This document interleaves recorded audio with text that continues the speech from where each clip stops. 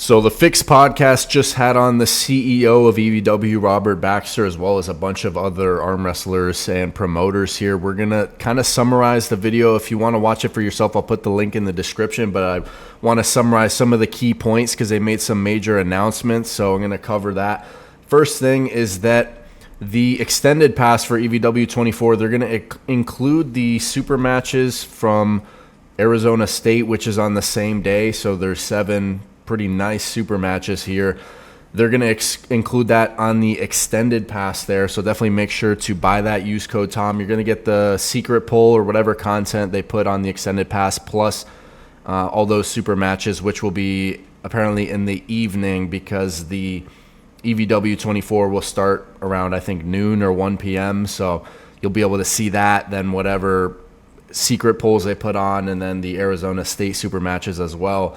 What I also want to cover is that kind of the timeline of different EVW events that they were talking about, that basically Batumi will be the one after Little Rock, I think in August is what they were saying, and then 95% sure Dexter said that the event after that will be September 12th in China, which is going to be absolutely huge. He said there's arm wrestling clubs that have 1,000 people on the team in China, which is just insane. So they were hyping that up pretty big.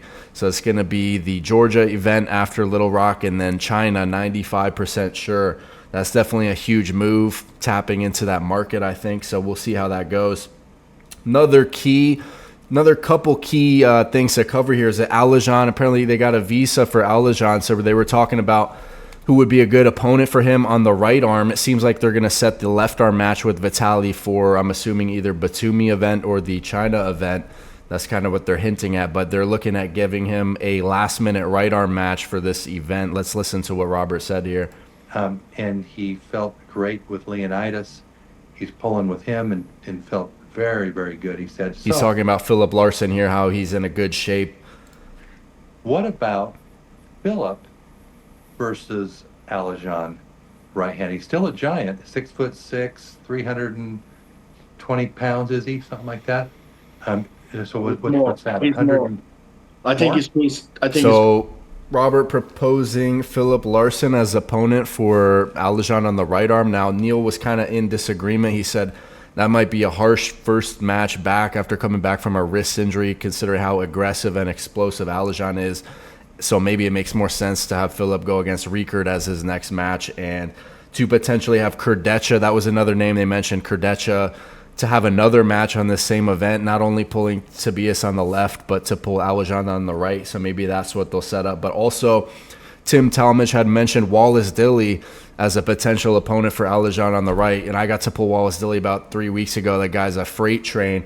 I would be interested to see what would happen there. So, we'll see who they will announce. If they're going to be able to get a last-minute match announcement of Alajan, that would be pretty cool.